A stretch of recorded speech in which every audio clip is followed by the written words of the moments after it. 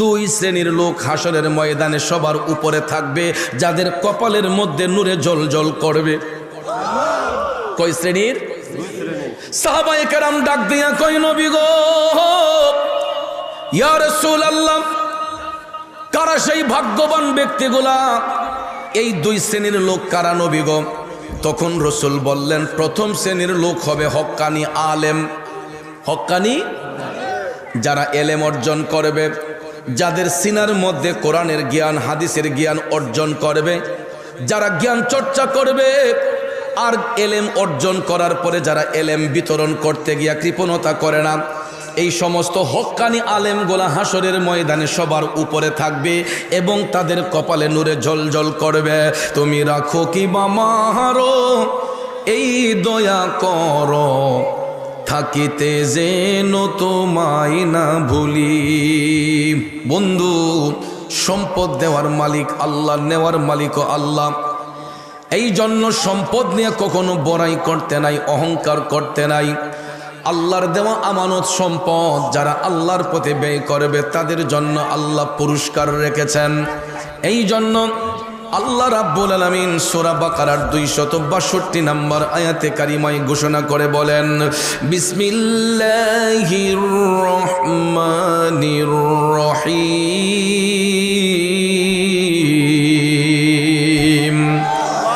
আল্লাযীনা ইউনফিকুনা আমওয়ালাহুম ফি সাবিলিল্লাহি সুম্মা লা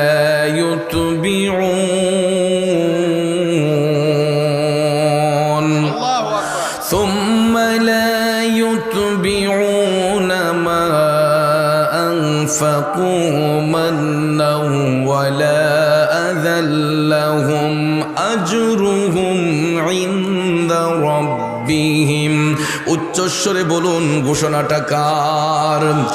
এ যুবক বন্ধুরা, আমার বাবাজিরা, আল্লাহ রাব্বুল আলামিন বলতেছে, যারা আল্লাহর পথে নিজেদের ধন সম্পদ খরচ করতে যাইয়া যাদের মধ্যে কোনো অহংকার থাকে না, রিয়া থাকে না, যারা অনুগ্রহ প্রকাশ করে না, মানুষকে কষ্ট দেয় না, আল্লাহ রাব্বুল আলামিন বলতেছেন তাদের জন্য আমি আল্লাহর পক্ষ থেকে রয়েছে ক্ষমা এবং উত্তম পুরস্কার।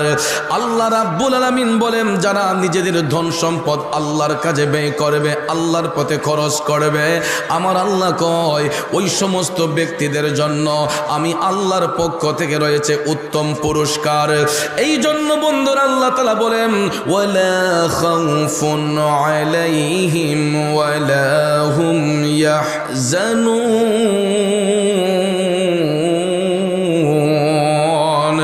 এরা কখনো চিন্তিত হবে না, পেরেশান্বিত হবে না, কারণ ওই সমস্ত ব্যক্তিদের হেফাজত করবেন আল্লাহ।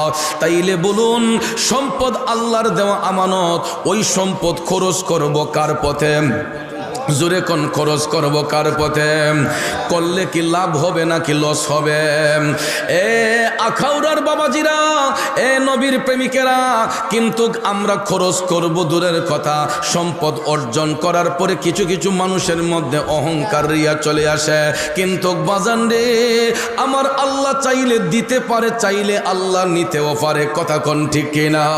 কারণ সম্পদ নিয়ে যদি বড়াই করা যাইতো, সম্পদ নিয়ে যদি অহংকার করা যাইতো, সবচাইতে বেশি অহংকার করতে পারতেন আমার নবীর প্রিয় সাহাবী হযরতে উসমান যুন্নুরান রাদিয়াল্লাহু তাআলা আনহু। ঠিক না বিঠে? আল্লাহ রাব্বুল আলামিন হযরতে উসমান রাদিয়াল্লাহু তাআলা আনহুকে এত পরিমাণ সম্পদ দান করেছিলেন, তিনি যদি ইচ্ছে করতেন অর্ধেকটা মদিনা শরীফ তিনি কিনে ফেলতে পারতেন। ঠিক না বেঠে? এত ধনাঢ্য ব্যক্তি ছিলেন, এত সম্পদের মালিক ছিলেন, তিনি ইচ্ছে করলে অর্ধেকটা মদিনা শরীফ কিনে ফেলতে পারতেন। আল্লাহ এমন পরিমাণ সম্পদ ওনাকে দান করেছেন। কিন্তু হযরতে উসমান এত সম্পদের মালিক হবার পরেও, এত সম্পদের মালিক হবার পরেও সব সময় আমার মদিনার কামলিওয়ালা নবীর কদমে পড়ে থাকতেন, আমার নবীর গোলামিতে মশগুল থাকতেন। বন্ধুরে, গভীর মনোযোগ। ইসলামের প্রথম যুগে যখন মুসলমানদের সংখ্যা ছিল একেবারে কম, বাচ্চারা তোমরা কথা বলবা না, ইসলামের প্রথম যুগে যখন মুসলমানদের সংখ্যা একেবারে কম ছিল, ওই মুহূর্তে কাফেররা ষড়যন্ত্র করতেছে মুসলমানদেরকে নিধন করবে। নাউজুবিল্লাহ কোন। কাফেররা ষড়যন্ত্র করতেছে মুসলমানদেরকে মেরে ফেলবে। এক পর্যায়ে সমস্ত ইহুদি নাসারারা মিলে এরা ঐক্যবদ্ধ হলো, আমার দয়াল নবীকে তারা কতল করে ফেলবে। কিন্তু ভাইয়ের আমার, বন্ধুর আমার, আল্লাহ রাব্বুল আলামিন এটা কখনো হতে দিবেন না। মদিনার কামলিওয়ালা নবী যখন বুঝতে পারলেন, রাহমাতাল লিল আলামিন নবী যখন বুঝতে পারলেন, তখন রাসূল ভাবলেন না এইভাবে আর বসে থাকলে হবে না। আমার উম্মতের সংখ্যা যদিও কম, এরা আমাদেরকে দুর্বল মনে করেছে, কিন্তু মুসলমানরা কখনো দুর্বল নয়। কথা কোন ঠিক কিনা? রাসূল ভাবলেন যেই কোনো প্রকারে কাফেরদের মোকাবেলা করতে হবে, আর তাদের মোকাবেলা যদি করতে হয় তাইলে তো অস্ত্র শস্ত্রের প্রয়োজন লাগে, কারণ যুদ্ধের ময়দানে তো খালি হাতে গেলে চলবে না, অস্ত্র শস্ত্র নিয়ে যেতে হবে। তখন মদিনার কামলিওয়ালা নবী সমস্ত সাহাবায়ে কেরামকে, মদিনার মুসলমানদেরকে আহ্বান করলেন। আল্লাহর হাবিব সাল্লাল্লাহু আলাইহি ওয়াসাল্লাম সাহাবায়ে কেরামকে যখন ডাক দিলেন, সমস্ত সাহাবায়ে কেরাম ঐক্যবদ্ধ হলেন। লাব্বাইক ইয়া রাসূলুল্লাহ বলে সমস্ত সাহাবায়ে কেরাম আমার নবীর কদমে হাজির হলেন। এ বন্ধুরা আমার, বাবাজিরা, যখন রাসূল আহ্বান করেছিলেন তখন আরব দেশে ছিল গ্রীষ্মকাল। কি কাল? গ্রীষ্মকালে আরবীয়রা অর্থনৈতিক ক্রাইসিসে পড়ে, তাদের হাত পা তখন খালি থাকে, তাদের ফসল জমির মধ্যে থাকে। তখন এই ফসল উঠানোর আগ মুহূর্তটা তারা একটা ক্রাইসিস ভোগ করে। যেমন এটা শুধু আরব দেশে নয়, প্রত্যেকটা দেশে দেখবেন, আমাদের বাংলাদেশেও দেখবেন, একটা সময় ফসল যখন জমিনে থাকে, এটা ধান কাটার আগ মুহূর্তে দেখবেন কৃষকদের হাত খালি হয়ে যায়। ঠিক কিনা কন? অনেক কৃষকদের হাত খালি হয়ে যায়। তখন একজন আরেকজনের কাছ থেকে কিছু ধার করে চলাফেরা করে যে ভাই আমি ধান কেটে তোমার টাকাটা দিয়ে দেব। ঠিক না? ঠিক। তো আমার রাসূল যখন ডাক দিলেন, তখন আরব দেশে ছিল গ্রীষ্মকাল। আরবদের অবস্থা তখন শোচনীয় থাকতো, অর্থনৈতিক ক্রাইসিস থাকতো। তখন আমার মদিনার কামলিওয়ালা নবী আল্লাহর পথে খরচ করার জন্য সাহাবায়ে কেরামকে ডেকে বললেন, সাহাবারা রে, ও আমার সাহাবারা, আজকের এই দিনে তোমরা যে যত বেশি আল্লাহর পথে খরচ করবা, হাসরের ময়দানে আল্লাহ রাব্বুল আলামিন তোমাদেরকে দ্বিগুণ পুরস্কার প্রদান করবে। আমার নবীর কথা সত্য না মিথ্যা? বন্ধুরা আমার, দেখেন রাসূল কেমনে উম্মতের ঈমান পরীক্ষা করে। অর্থনৈতিক ক্রাইসিস, গ্রীষ্মকালে আমার রাসূল সাহাবায়ে কেরামকে আল্লাহর পথে খরচ করার নির্দেশ দিলেন। বন্ধুরা আমার, বাবাজিরা, সাহাবায়ে কেরাম পারেন না নিজের জীবনটাকে নবীর জন্য কোরবান করে দিতে। যখন আমার রাসূল ডাক দিলেন, সাহাবায়ে কেরাম যার যার অবস্থান থেকে তারা দান করা শুরু করে দিলেন। কেউ একটা উট, কেউ দুইটা উট, এই রকম একটা দুইটা উট করে, দুইটা উট করে সাহাবায়ে কেরাম নিয়ে মদিনার একটা মাঠে হাজির করতেছেন। এমন সময় দেখা যায় আমার নবীর প্রিয় সাহাবী হযরতে উসমান যুন্নুরাইন রাদিয়াল্লাহু তাআলা আনহু, তিনি মদিনার শিল্পপতি হযরতে উসমান রাদিয়াল্লাহু তাআলা আনহু আমার নবীর ঘোষণা পাইয়া তিনি 1000 উট 100 ঘোড়া মদিনা শরীফের একটা মাঠে নিয়ে হাজির করলেন। কয় হাজার উট? 1000 উট যদি একটা মাঠে রাখা হয়, আপনারা বলুন তো কতটুক জায়গার প্রয়োজন? বন্ধুরা আমার, হযরত উসমান একা নিজের ব্যক্তিগত তহবিল থেকে তিনি 1000 উট 100 ঘোড়া মদিনার কামলিওয়ালা নবীর ডাকে সাড়া দিয়া মদিনা শরীফের একটা মাঠে নিয়ে হাজির করলেন। দেখা যায় সমস্ত সাহাবায়ে কেরাম মিলে যা দান করলেন, হযরতে উসমান একাই তার চাইতে দ্বিগুণ দান করলেন। হঠাৎ করে হুজরা শরীফের ভিতর থেকে মদিনার কামলিওয়ালা নবী, মায়ার নবী, দয়ার নবী বের হলেন। আমার রাসূল দেখতেছেন এক সাইডে কিছু উট কম, আর এক সাইডে 1000 উট 100 ঘোড়া এক সাইডে। রাসূল বললেন, বললেন এইগুলা কে দিল, এইগুলা কে দিল? তখন সাহাবায়ে কেরাম ডাক দিয়া কই নবী গো, আমরা সবাই মিল্লা এইগুলা দান করলাম, আর আপনার উসমান একাই এই সবগুলা দান করলেন। রসুল কয় আমার উসমান কোথায়? তখন দেখা যায় হযরতে উসমান নবীজির পিছনে দাঁড়ানো, তিনি সামনে আইসা জোরহাত করে হাজির হইয়া গেলেন।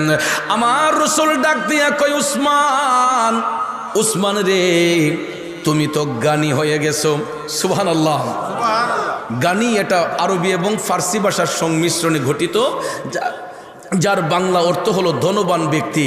আমার রসুল হযরতে উসমান রাদিয়াল্লাহু তাআলা আনহুর এই দান দেখে রসুল বললেন উসমান তুমি তো জ্ঞানী হয়ে গেছো, ধনী হয়ে গেছো।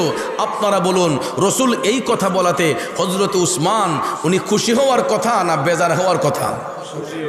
অবশ্যই খুশি হওয়ার কথা। আপনারা বলুন হযরতে উসমানের এই কথা শোনার পরে অহংকার বাড়ার কথা না কমার কথা? কিন্তু ভাইয়ের আমার, বন্ধুরা আমার, রসুল যখন বললেন উসমান তুমি জ্ঞানী হয়ে গেছো, হযরতে উসমান তখন টপ টপ করে চোখের পানি ছাইরা কান্না শুরু করে দিলেন। কারণ মুহাম্মদ মুস্তাফা নবী সাল্লাল্লাহু আলা, তিনি বাদশার বাদশাহ কামলিওয়ালা, তিনি বাদশার বাদশাহ কামলিওয়ালা। মুহাম্মদ মুস্তাফা নবী সাল্লাল্লাহু আলা, তিনি বাদশার বাদশাহ মদিনাওয়ালা। ঠিক কিনা বলেন? হযরতে উসমান টপ টপ করে চোখের পানি ছেড়ে কান্দে। আমার মদিনার কামলিওয়ালা নবী আমার মতো উসমানকে রসুল জ্ঞানী উপাধি দিলেন। আর ওই উপাধিটা যখন দেওয়া হয়েছিল তখন ইসলামের পক্ষে যেই যুদ্ধটা হয়েছিল এই যুদ্ধের নাম ছিল মুতার যুদ্ধ। এই মুতার যুদ্ধে হযরতে উসমান জ্ঞানী উপাধি লাভ করেছিলেন।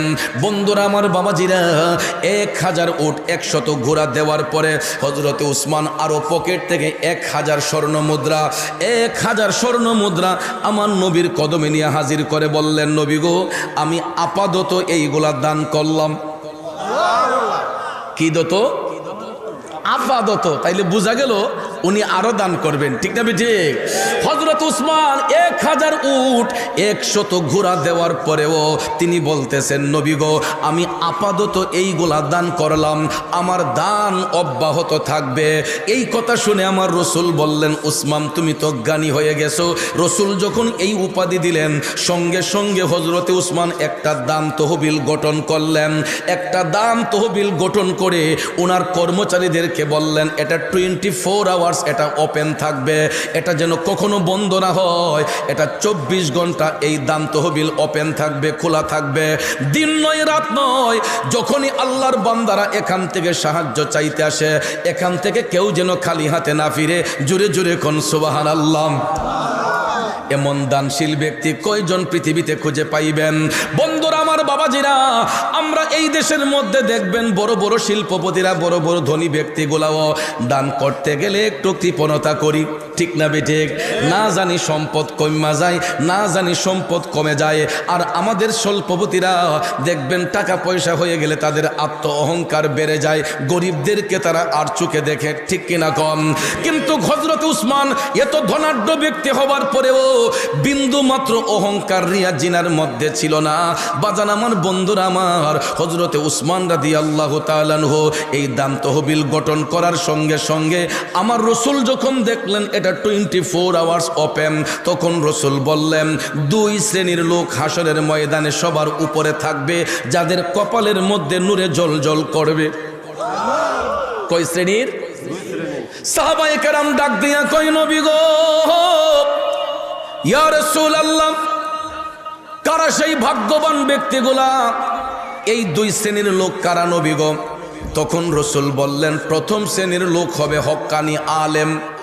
হক্কানি যারা এলেম অর্জন করবে, যাদের সিনার মধ্যে কোরআনের জ্ঞান হাদিসের জ্ঞান অর্জন করবে, যারা জ্ঞান চর্চা করবে আর এলেম অর্জন করার পরে যারা এলেম বিতরণ করতে গিয়া কৃপণতা করে না, এই সমস্ত হক্কানি আলেমগুলা হাসরের ময়দানে সবার উপরে থাকবে এবং তাদের কপালে নূরে ঝলঝল করবে। তাইলে বাজার আমার বন্ধুরা আমার, হক্কানি আলেম হওয়ার প্রয়োজন আছে না নাই? এই জন্য আজকে আমি যেই জিনিসটা দেখলাম, আলেম হওয়ার জন্য এই যে মাদ্রাসার ছাত্রগুলা আজকে যে মাথার মধ্যে পাগড়ি নিল, দেখেন এই বয়সের কত ছোট ছোট বাচ্চাগুলা স্কুলে পড়ে, প্রাইমারি স্কুলে পড়ে, কেজি স্কুলে পড়ে, কিন্তু দেখেন এরা ভালো করে সূরা ফাতিহা তেলাওয়াত করতে পারে না, ঠিক কিনা? একটা জেনারেল শিক্ষিত ছাত্র, একটা জেনারেল শিক্ষিত একটা স্টুডেন্ট, সে দেখবেন ভালো করে সূরা কালামগুলা পড়তে পারে না, কিন্তু এই যে ছোট্ট তিনটা শিশু, আপনি আমার মনে হয় এদের বয়স 12-13 হবে, এর চাইতে বেশি হবে না, ঠিক না ঠিক? এর ভিতরেই হবে। কিন্তু এই বয়সে আমরা তো অনেকেই ভালো করে কোরআনের একটা সূরা ভালো করে পড়তে পারি না, কিন্তু দেখেন আলেম হওয়ার জন্য এই ছোট্ট বাচ্চাগুলা আজকে 30 পারা কোরআন ঠুটস্থ কণ্ঠস্থ মুখস্থ করে সিনার মধ্যে ধারণ করেছে। কথা কোন ঠিক না বেঠে? একটুখানি কথা নয় বন্ধুরা আমার, বাবাজিরা, অথচ পৃথিবীর মধ্যে অনেক বড় বড় কিতাব আছে রে, আজ পর্যন্ত কোনো কিতাব A to Z মুখস্থ করে কেউ দেখাতে পারে নাই। ইঞ্জিল বলেন, বাইবেল বলেন, অন্য কোনো কিতাব বলেন, এইগুলা ঠুটস্থ কণ্ঠস্থ মুখস্থ করা সম্ভব হয় না। আপনি সারাটা পৃথিবী ঘুরে 1-2 জন বাইবেল মুখস্থ করেন না লোক পাইবেন কিনা সন্দেহ আছে। অথচ এই আখাউড়া কলেজ পাড়াটা ঘুরে দেখেন, না হলো 10-20 জন কোরআনের হাফেজ খুঁজে পাইবেন, ঠিক না বেঠে? আর গোটা বাংলাদেশের কথা যদি বলা হয়, লক্ষ লক্ষ কোরআনের হাফেজ বাংলার আনাচে কানাচে অনেক মায়ের গর্ভ থেকে সন্তানগুলা জন্ম নিয়া আজকে 30 পারা কোরআন ঠুটস্থ কণ্ঠস্থ মুখস্থ করেছে। কথা বলেন ঠিক না বেঠে? এই জন্য কবি বলেছেন, ও যদি আগুন লেগে ধ্বংস হয়, যদি আগুন লেগে ধ্বংস হয় পৃথিবীর সব বইয়ের দোকান, তবে বিশ্ব থেকে হারাবে না পবিত্র কোরআন, বিশ্ব থেকে হারাবে না পবিত্র কোরআন, ঠিক না বেঠে? হাফেজে কোরআনদের মাধ্যমে এই কোরআন ঠুটস্থ কণ্ঠস্থ মুখস্থ করা সম্ভব হয়। এই জন্য বাজানো আমার মদিনার কামলিওয়ালা নবী বলেছেন, হক্কানি আলেমরা যারা সিনার মধ্যে জ্ঞান চর্চা করবে, এলেম বিতরণ করতে গিয়া কখনো কৃপণতা করবে না, ওই সমস্ত হক্কানি আলেমগুলা হাসরের ময়দানে সবার উপরে থাকবে। তারপরে রাসূল বলেন, দ্বিতীয় শ্রেণীর লোকগুলা হবে তারা যারা আল্লাহর পথে মুক্ত হস্তে দান করে, যারা আল্লাহর পথে খরচ করে, খরচ কইরা যারা কৃপণতা করে না, অহংকার দেখায় না, ওই সমস্ত রিয়া মুক্ত অহংকার মুক্তকারী দান যারা করে, ওই সমস্ত দানকারীদেরকে হাসরের ময়দানে আমিন সবার উপরে স্থান দিয়ে রাখবে। চিৎকার মেরে কোন সুবহানাল্লাহ। কিন্তু আমাদের দেশে দেখবেন 10,000-20,000 টাকা দিলেই পরের দিন খুঁড়া দেলায়, এমন দানকারী আছে না? যদি 50,000 টাকা কাউকে দান করে, পরের দিন গিয়া কইব, হ্যাঁ তুমি তো আমার তাহাইয়া বড়ইছ, আমি দেব না, তুমি পাইছ, এরকম খুঁটা দিয়া দেয়। তখন মানুষের দিলে কষ্ট হয়। কথা কোন আছে না নাই? এই জন্য ভাইয়ের আমার, মন ভাঙ্গে না মসজিদই ভাঙ্গে, ভাঙ্গে আমার আল্লাহর ঘর, মন মন্দিরে আল্লাহর বাড়ি, ব্যথা দিস না তার ভিতর। মানুষের মনে কষ্ট দিতে নাই, কষ্ট দিয়া কেউ যদি আল্লাহর প্রতি খরচ করে, ওই দানকারীকে আল্লাহ তাআলা পছন্দ করে না। হাদিস শরীফে রাসূল বলেছেন, 3 শ্রেণীর লোক কখনো জান্নাতের মধ্যে প্রবেশ করবে না। এর মধ্যে এক শ্রেণীর লোক হলো যারা দান কইরা মানুষদেরকে কষ্ট দেয়, যারা দান কইরা মানুষদেরকে খুঁটা দেয়, ওই সমস্ত ব্যক্তিগুলা রাসূল বলেছেন জান্নাত পাবে দূরের কথা, জান্নাতের সুগন্ধ পর্যন্ত এরা পাবে না। তাইলে বলুন, এই সমস্ত খুঁটা দেওয়ার না পিলার আমাদের দেশে আছে না নাই? এ বন্ধুরা আমার, বাবাজিরা, গভীর মনোযোগ। হযরত উসমান রাদিয়াল্লাহু তাআলা আনহু এমনই একজন দানশীল ব্যক্তি ছিলেন। তিনি এমনভাবে আল্লাহর পথে সম্পদ খরচ করতেন, তিনি কখনো সম্পদের মধ্যে লোভ করতেন না, তিনি যা পাইতেন তা থেকেই আল্লাহর পথে খরচ করতেন। এই জন্য রাসূল বলেছেন, ওই সমস্ত দানকারীগুলা হাসরের ময়দানে সবার উপরে থাকবে যারা 24 ঘন্টা আল্লাহর পথে খরচ করে। এই ঘোষণা দেওয়ার সঙ্গে সঙ্গে দেখা যায় একজন গরিব সাহাবী আমার নবীজির কদমে গিয়ে হাজির হইয়া বললেন, নবী গো,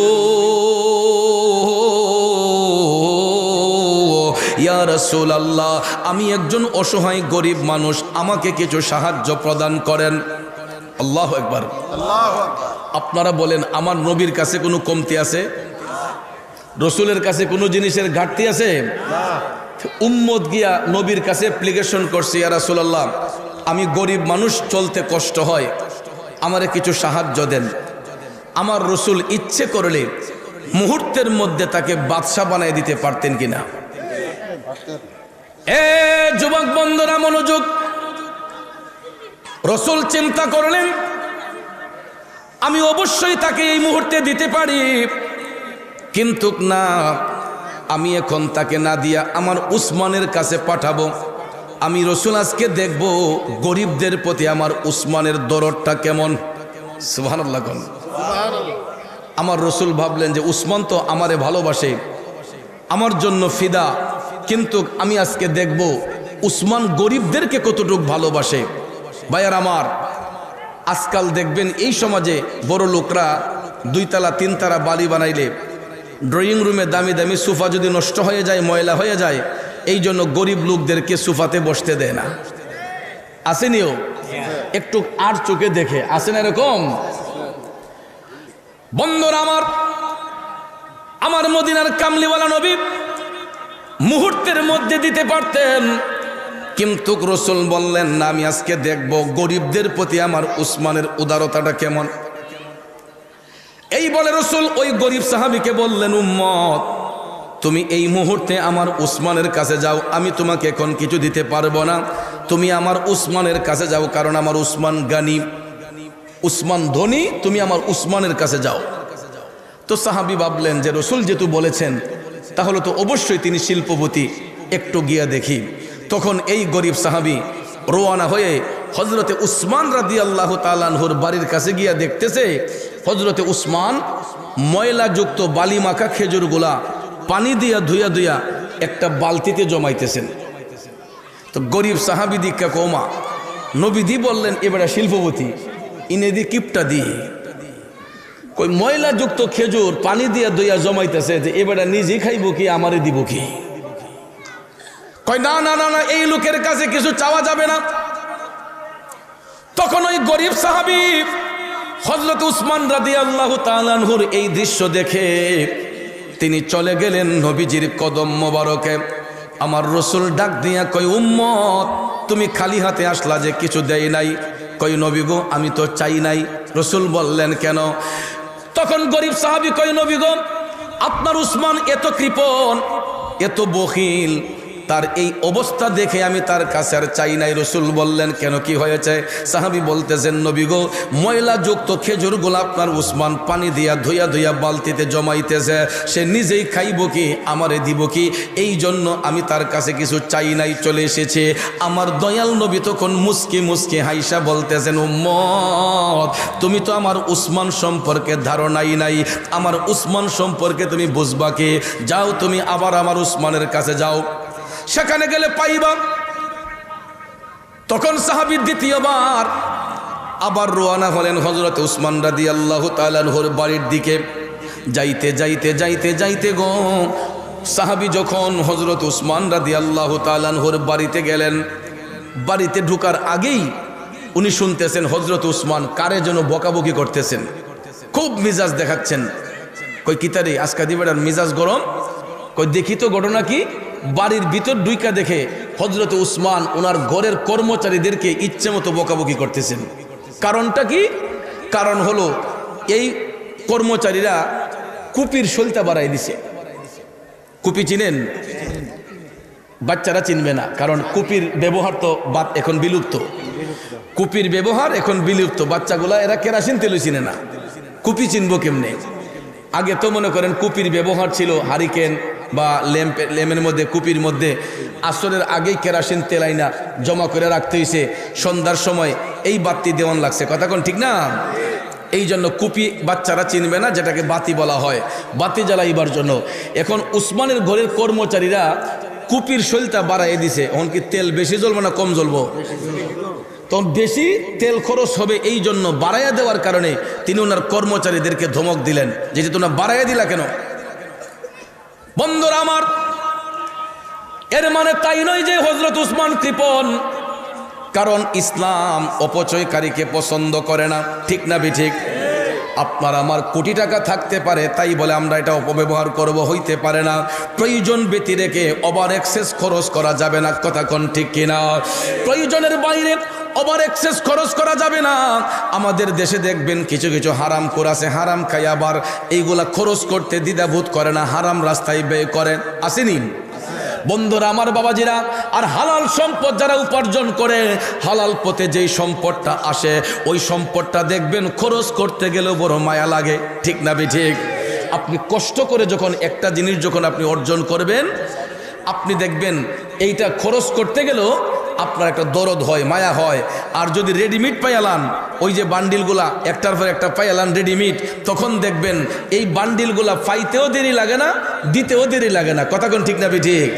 বন্ধুরা আমার, এইগুলা আসে যেইভাবে, যায়ও সেইভাবে, কিন্তু হালাল পথে সম্পদ যখন আসে, হালাল কাজে যখন বের হয়, হালাল পথে সম্পদ যখন আসে, হালাল কাজে যখন ব্যয় করা হয়, তখন দেখবেন এটা আসতে গেলেও দরদ লাগে, যাইতে গেলেও একটা দরদ লাগে, ঠিক না? হযরত উসমান তো ব্যবসায়ী, তিনি তো হারাম ব্যবসা করতেন না, তিনি হালাল পথে ব্যবসা করতেন। ব্যবসার সম্পদগুলা তিনি অপচয় করা পছন্দ করতেন না। এই জন্য তিনি কর্মচারীদেরকে বলতেছেন, তোমরা সলতাটা বাড়াইয়া দিলা কেন, এটা কমাইয়া দাও। এই গরিব সাহাবী দীক্ষা কয়, দেখছো নি আলামতিটা, কয় এত বড় শিল্পপতি সামান্য একটু তেল খরচ করছে, এর লেগা কর্মচারীরে ফদাইয়া দুমা তুলছে। কয় আমি যদি এই অবস্থায় থাকতাম, আমি জীবন আমার কর্মচারী এটা করলাম নইলে। এই জন্যই তো এই লোকের কিছু নাই। বাবাজিরা আমার, বন্ধুরা আমার, হযরত উসমান রাদিয়াল্লাহু তাআলা আনহু কর্মচারীদেরকে এই শিক্ষার দ্বারা বুঝাইলেন যে অপচয়কারীকে আল্লাহ পছন্দ করে না। তখন ওই গরিব সাহাবী এই অবস্থা দেখা কই, মাগো, ওই এই লোকের মেজাজ যেই গরম, এই রাগের মাথায় এখন গিয়ে আবার কিছু চাইলে আমার আবার উল্টা ধমক দিব, এই ডরে কিছু চাই নাই, আবার চলে গেছে নবীজির কদম মোবারকে। আমার রসুল ডাক দিয়া কই, উম্মত আজকেও দি খালি ফিরে আসলা। কই নবী গো, আপনার উসমানের এত রাগ নবী গো, গরের কর্মচারীরা সামান্য কুপির সলতা বাড়াইয়া দেওয়ার কারণে এদেরকে এমন ধমক দিছে, আমি ভয়ে কিছু চাই নাই নবী গো, দৌড়াই আপনার উসমানের বাড়ি থেকে পলাই আসছে। আমার নবী মুস্কি মুস্কি হাসলেন। রসুল বললেন, উম্মত আহ, তুমি এখন আমার উসমানকে চিনলা না। তৃতীয় দিন রসুল আবার বললেন, উম্মত যাও, তুমি আমার উসমানের কাছে যাও। গরিব সাহাবী কয়, দুইবার গিয়া এই অবস্থা দেখছি, আজগা গিয়া না জানি কিতা দেখি। কোন নবীজি কেন বারবার তার কাছে পাঠায়?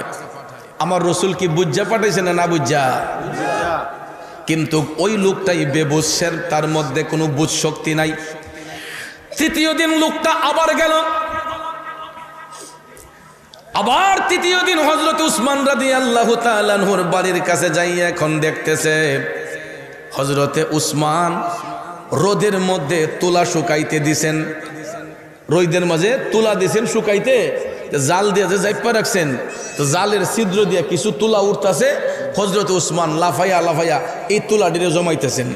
তখন এই গরিব সাহাবী দিকে কয়, সাইড আলাইছে রে, কয় ফাতলা এক তুলা ইডা উঠতেছে, এবারে ইডিও কাব্যয়া জমাইতেছে, কেমন কিপটা? হ্যাঁ, কয় ইমন কিপটা মানুষ আছে দুনিয়ায়, সামান্য ফাতলা একটা তুলা উঠতেছে, ইডেরও কাব্যয়া জমাইতেছে। তখন মায়ের আমার ওই গরিব সাহাবী কয়, না না, সে নিজে চলবে কি, আমারে দিব কি, তার কাছে চাওয়া যাবে না। তৃতীয় দিন আবার চলে গেছে নবীজির কদমে। আমার নবী ডাক দিয়া কয়, উম্মত আজকেও দি খালি ফিরলা। কয় নবী গো, আপনার উসমান এত কৃপণ নবী গো, আমি জানলে আর কখনোই যাইতাম না নবী গো। পাতলা একটা তুলা রোদের মধ্যে শুকাইতে দিছে, তুলাগুলা উঠতেছে, কাব্বায়া কাব্বায়া তুলাগুলা জমাইতেছে। এই জন্য নবী গো, আমি আপনার উসমানের কাছে কিছু চাই নাই। আমার নবী তখন তাকে বললেন, আচ্ছা বলো তো, তুমি যে 3 দিন আমার উসমানের বাড়িতে গেলাম, 3 দিনের ভিতরে একবারও কি আমার উসমানের সঙ্গে তুমি সালাম বিনিময় করছো? না ইয়া রাসূলুল্লাহ, আমি তো 3 দিনের ভিতরে একদিনও হযরত উসমানের সাথে সালাম বিনিময় করি নাই। আমার নবী ডাক দেয়া কই, উম্মত তুমি মহা অন্যায় করেছো, তুমি ভুল করেছো। তুমি আমার উসমান সম্পর্কে জানবা কি? তুমি যখন আমার উসমানের সঙ্গে সালাম বিনিময় করো নাই, তাইলে তুমি জানবা কি হে উম্মত, মুসলমানরা পরস্পর সাক্ষাৎ হলেই আগে কিন্তু সালাম বিনিময় করতে হয়, ঠিক না বিঠে? হোক সে দূরের হোক সে কাছের, হোক সে দূরের হোক সে কাছের। আমার বাড়ি হবিগঞ্জে, আপনার বাড়ি আখাউড়ায়, কিন্তু চিনা নাই জানা নাই। আপনি যখন আপনাকে সালাম দেব, আপনি যখন সালামের জবাব দেবেন, এই সালামকে কেন্দ্র করে আপনার সাথে আমার একটা সুসম্পর্ক হয়ে যেতে। আমি চিনি না জানি না আপনাকে, আমি যখন সালাম দেব আপনি মুস্কি হাইসা বলবেন ওয়ালাইকুম আসসালাম, ঠিক কিনা কন? তখন দেখবেন আমি হাতটা বাড়াইলে আপনি হাইসা হাইসা আয়া হ্যান্ডশিপ করবেন, ভাই আপনার বাড়ি কোথায়, আপনার নাম কি, কি করেন। এই যে হাল বৃত্তান্ত অবস্থা জানা যায় একটা জিনিসকে কেন্দ্র করে, এটা হলো সালাম। কিসের মাধ্যমে? কিন্তু আমাদের দিল এত পাষাণ হইছে, আমাদের পাশ দিয়ে হাইটটা গেলেও মুসলমান আমরা একবার সালাম দিতে চাই না। কথা কোন ঠিক না ঠিক? না জানি সম্মানটা কমা যায়, না জানি আমাদের ইজ্জত নষ্ট হয়, কিন্তু সালামে তো ইজ্জত নষ্ট হয় না, সালামে আরো ইজ্জত বৃদ্ধি হয়। কথা কোন ঠিক না ঠিক? আমার যুবক ভাইয়েরা গভীর মনোযোগ। দয়াল নবী বললেন, হে উম্মত, তুমি তো এখন আমার উসমানকে সালামি দেও নাই, তাইলে আমার উসমান সম্পর্কে তুমি জানবা কি? তখন রসুল বললেন, যাও যাও যাও, এখন যাই তুমি আমার উসমানের সঙ্গে সালাম বিনিময় করো, বলবা আমাকে দয়াল নবী পাঠাইছেন কিছু সাহায্যের জন্য। সত্যি সত্যি সত্যি পরের দিন ওই লোকটা গরিব সাহাবী হাইটা হাইটা রওনা হইয়া হযরতে উসমান রাদিয়াল্লাহু তাআলা আনহুর বাড়ির কাছে উপস্থিত হইলেন। আল্লাহু আকবার কোন। আরে নবীর প্রেমে পাগল হলে, নবীর প্রেমে পাগল হলে আল্লাহ তাআলা খুশি, নবীর দরুদ পড়ো দিবানিশি, নবীর দরুদ পড়ো দিবানিশি। খারাপ লাগতেছে ভাইয়েরা, একটু মনোযোগ মনোযোগ। হযরতে উসমান রাদিয়াল্লাহু তাআলা আনহু হুজরা শরীফ থেকে বের হলেন। এই গরিব সাহাবী হযরতে উসমান রাদিয়াল্লাহু তাআলা আনহুকে কোন সালাম দিল, হুজুর আসসালামু আলাইকুম ওয়া রাহমাতুল্লাহ। হযরতে উসমান সালামের জবাব দিয়ে বললেন, ভাই আমি ইতিপূর্বে 3 দিন দেখেছি আপনি আমার বাড়িতে আসছেন, কিন্তু আমি যখন আপনাকে খুঁজতে যাই গিয়ে দেখি আপনি আমার বাড়ির সীমানাতে নেই। এবার যেহেতু আপনাকে পেয়ে গেলাম, বলুন আমি আপনার কি সেবা করতে পারি? এখন এই গরিব সাহাবী মনে মনে ভাবতাছে, কিরে লোকটা দিয়ে আসলে উদার, আমি তো আগে ভুল করেছি। তখন কয়, আমাকে রাসূলুল্লাহ পাঠাইছেন, আমি একজন গরিব মানুষ, আমাকে একটু সাহায্য দেন। সুবহানাল্লাহ কোন। হযরতে উসমান যখন শুনলেন নবীজি তাকে পাঠাইছেন, তিনি টপ টপ করে চোখের পানি ছেড়ে কান্না শুরু করে দিলেন। আহারে, দয়াল নবীর কাছে তো ভান্ডারের অভাব নাই, নবী লোকটারে আমার কাছে পাঠাইলেন। আমার রসুল আমি উসমানকে এত মোহব্বত করেন, এত ভালোবাসেন, দয়াল নবী আমি অধম উসমানের কাছে লোকটারে পাঠাইলেন, নবীজি যারে পাঠাইলেন এখন তারে আমি কেমনে খুশি করব, কেমনে খুশি করব। তিনি ভাবতেছেন, ভাবতে ভাবতে ভাবতে হঠাৎ করে চোখটা খোলার সঙ্গে সঙ্গে তিনি দেখতেছেন অনেক দূরে একটা সরু রেখার মতো দেখা যায়, কিসের যেন একটা কাফেলা সামনের দিকে এগুচ্ছে। অনেকক্ষণ দৃষ্টিপাত করে হযরত উসমান দেখলেন বিশাল বড় একটা উটের কাফেলা, অনেক বড় একটা উটের কাফেলা। তিনি দৃষ্টিগোচর করে দেখলেন যে সবগুলা উট উনার নিজেরই। এই উটগুলা হযরতে উসমান পাঠাইছিলেন সিরিয়াতে ব্যবসা করার জন্য, বাণিজ্যের জন্য পাঠিয়েছিলেন। এই উটগুলা বাণিজ্য শেষ করে পিঠের মধ্যে মালামাল নিয়ে এরা আবার উসমান রাদিয়াল্লাহু তাআলা বাড়ির দিকে আসতেছে। উসমান যখন দেখতে পাইলেন যে উনারই উটগুলা, তখন তিনি ক্লিয়ারেন্সের জন্য ওই ভদ্রলোক সাহাবীকে বললেন যে ভাই দেখেন তো, ওই যে একটা কাফেলা আসতেছে, এটা কি আপনি দেখতেছেন?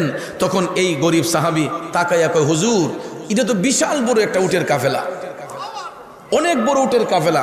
হযরত উসমান বললেন, এই সবগুলা উট আমার। সাহাবী মনে মনে কয়, তাইনের উঠিব, যেই বেটা খেজুর টুহায় আর ইও টুকায়, তাইনের বলে অতলা উঠি যাবগা, টুক তুলা টুকায়।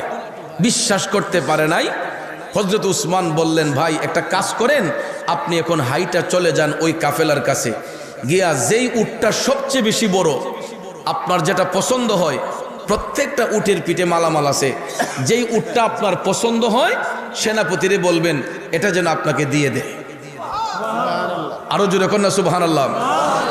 গরিব সাহাবী কোনোভাবেই বিশ্বাস করতে পারে না যে ময়লাযুক্ত খেজুর যেই ব্যক্তি পানি দিয়া ধোয়, লেমের সলতা বাড়াইয়া দেওয়ার কারণে যেই ব্যক্তি কর্মচারীদেরকে ধমক দেয়, তুলা উড়ে যাচ্ছে যেই ব্যক্তি কাব্যয়া জমায়, ওই লোকটা চিন্তা করতেছে যে উনি কেমনে এত বড় দানশীল হয়, আমার তো বুঝে আসে না। দাঁড়াই রইছে। হযরত উসমান বুঝলেন যে লোকটার মনে হয় আস্থা জাগে নাই। তখন তিনি একটা কাগজের মধ্যে লিখিত দিলেন, ওই সেনাপতি বরাবর সালাম দিয়া একটা লেখা লিখলেন যে আমি একজন ভদ্রলোক পাঠাচ্ছি, উনি কাফেলার যেই উটটা পছন্দ করে এটা যেন ওনাকে প্রদান করা হয়। এই বলে হযরত উসমান সাইন দিলেন, দিয়া কাগজটা গরিব সাহাবীর হাতে দিয়া বললেন, নেন আপনি এই কাগজটা নিয়ে কাফেলার যেই সেনাপতি ওনার কাছে দিবেন, দিলেই আপনার উট দিব। তখন কাগজটা হাতে পাইয়া কয়, যাক দেখবাগে না দেখ, কাগজ তো একটা আছে, যদি নাও দে নবীজির কাছে তো বিচারটা দেন যাব, ঠিক না? ঠিক যে যদি নাও দে নবীর কাছে তো গিয়া বিচারটা দেন যাব। ওখানে একটা বাই লইছে, যেহেতু দলিল দেমানা তো আছে।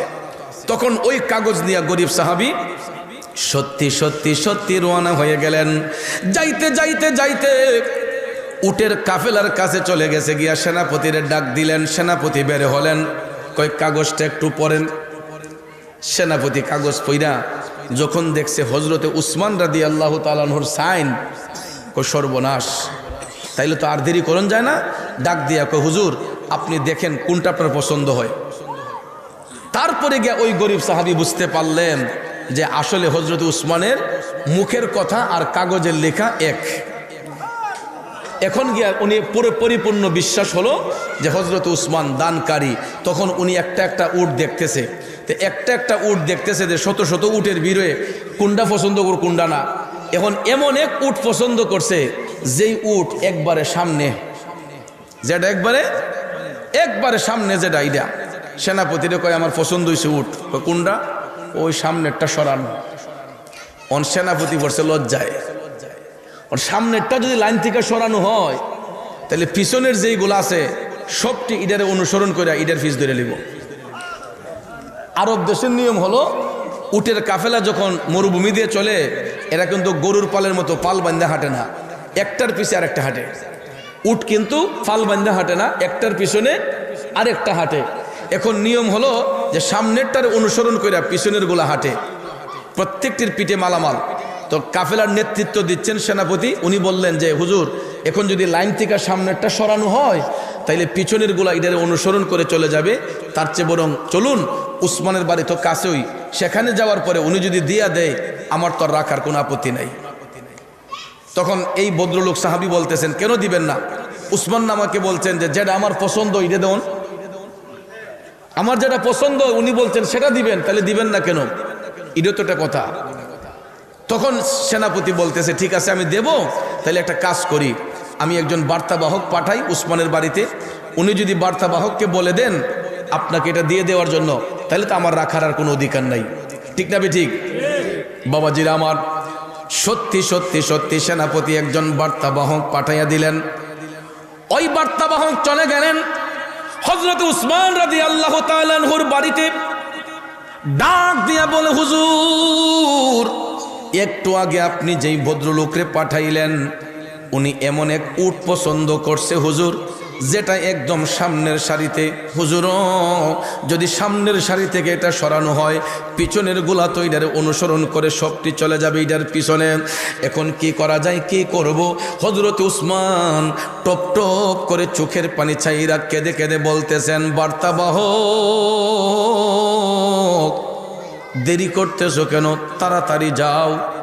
সেনাপতিরে যাইয়া বলো ভদ্রলোক যদি সামনের উটটা পছন্দ করে থাকে আর এটা লাইন থেকে সরাইলে বাকিগুলা যদি এটার পিছনে চলে যায়, তাইলে সেনাপতিরে যাইয়া বলো আমার আল্লাহ একটা উটের মালিকানা আর আমি উসমানের কাছে রাখে নাই, যাও যাও যাও, তাড়াতাড়ি সেনাপতিরে যাইয়া বলো সবগুলা উট যেন ওই ভদ্রলোকরে প্রদান করা হয়, একটা উটও যাতে আমার বাড়িতে আর না আসে।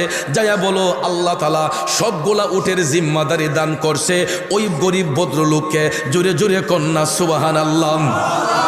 তুমি রাখো কি বামারো এই দয়া করো, থাকিতে যেন তোমায় না ভুলি। বন্ধু, আমরা কোরআন শরীফ দেখি ঠিক কিন্তু মানি ঠিক, কিন্তু বাস্তবতায় নাই। হযরত উসমান কোরআন শরীফ বাস্তবে পড়ছেন দেখছেন বিদায়, তিনি একজন কোরআনের হাফেজ ছিলেন বিদায় আল্লাহর কোরআনের আয়াত তিনি ফলো করেছেন। আল্লাহ তো বলেছেন আল্লাহ চাইলে ধনীরে বাদশা বানায়, বাদশারে ধনী, ফকিরে বাদশা বানায়, বাদশারে ফকির বানায়। এই জন্য হযরত উসমান চিন্তা করলেন এখন হয়তো লোকটা গরিব, কিন্তু এই সম্পদ নিলে হয়তো আল্লাহ তারে ধনী বানাইয়া দিতে পারে, ঠিক না বিঠে? এই জন্য ভাইয়ার আমার, বন্ধুরা আমার, হযরতে উসমান সবগুলা উট ওই ভদ্রলোকরে দান করে দিলেন। তাইলে চিন্তা করেন হযরতে উসমান কেমন দানশীল ছিলেন। এটার দ্বারা প্রমাণ হলো নবীর উম্মত যারা হয়, যারা মুমিন হয়, মুত্তাকি হয়, এরা দুনিয়ার টাকা সম্পদ পয়সাকে তারা তুচ্ছ মনে করে, আল্লাহ নবীর ভালোবাসাকে তারা শ্রেষ্ঠ মনে করে। কারণ তারা দুনিয়ার জন্য পাগল ছিলেন না, আমরা কিন্তু দুনিয়ার জন্য পাগল, ঠিক না বিঠিক?